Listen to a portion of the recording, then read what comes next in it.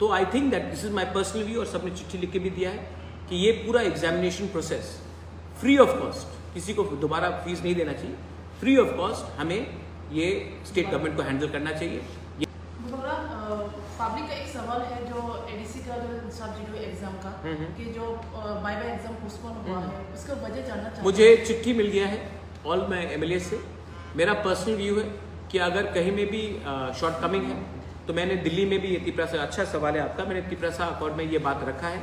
कि अब से कोई भी एग्जाम्स हो हमको स्टेट गवर्नमेंट को देना चाहिए, टीपीएससी को देना चाहिए, जीआरबीटी को देना चाहिए, या कोई भी इंडिपेंडेंट बॉडी को देना चाहिए और उन्हीं को एग्जाम्स कंडक्ट करना चाहिए। क्योंकि ये मेरे एमएलएस का भी, एमडीसीज का भी व्यू है और मेरा भी ये पर्सनल व्यू है कि जहाँ में भी कोई साइन हो कि कोई पॉलिसी ठीक तरीके से फॉलो नहीं किया गया है वो सबको कैंसिल करके सब लोगों को फ्रेश चांस दिया जाना चाहिए, और नेक्स्ट टाइम एग्जाम एडीसी नहीं करेगा, स्टेट गवर्नमेंट को करना चाहिए या इंडिपेंडेंट सेंट्रल एजेंसी को करना चाहिए। तो बुबा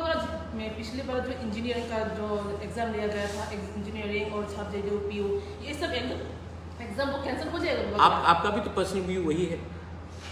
तो मैं आप ही का पर्सनल व्यू भी, मेरा भी पर्सनल व्यू वही है, क्योंकि इसमें इलेक्टेड लीडर्स का कोई हाथ नहीं है, और जहाँ में भी उंगली उठाया जाता है ये हमारा ड्यूटी बनता है कि हम justice should not be shown, it should be also seen to be shown. तो I think that this is my personal view, और सबने चिट्ठी लिख के भी दिया है कि ये पूरा examination process free of cost, किसी को दोबारा फीस नहीं देना चाहिए, फ्री ऑफ कॉस्ट हमें ये स्टेट गवर्नमेंट को हैंडल करना चाहिए। यही बात मैंने चीफ सेक्रेटरी से भी बात किया है, और दिल्ली में भी जब हमारा मीटिंग हुआ तो मैंने कहा कि अगर ये होता है तो अच्छा रहेगा, क्योंकि इंडिपेंडेंटली ही एग्जामिनेशन दिया जाना चाहिए। अब से पहले एडीसी में जो भी सीपीएम को वोट करता था, जो भी वोटर था सीपीएम का, उन्हीं को वॉक इन इंटरव्यू में नौकरी मिल जाता था। मैंने प्रोसेस को चेंज करने के लिए इंटरव्यू लाया, रिटन एग्जाम सिस्टम लाया, लेकिन बहुत लोग हैं जो चाहते नहीं है कि हमारे यंग यूथ को नौकरी मिले। वो चाहते हैं कि जैसा सिस्टम चल रहा था वैसे ही रहे, तो नाम खराब करने के लिए सब लोग रेडी हैं। तो मुझे लगता है कि अगर आप यूथ को चांस नहीं देंगे तो नहीं चलेगा। अब अगर एडीसी में ये लोग नहीं चाहते हैं, कुछ ऑफिसर, सब नहीं,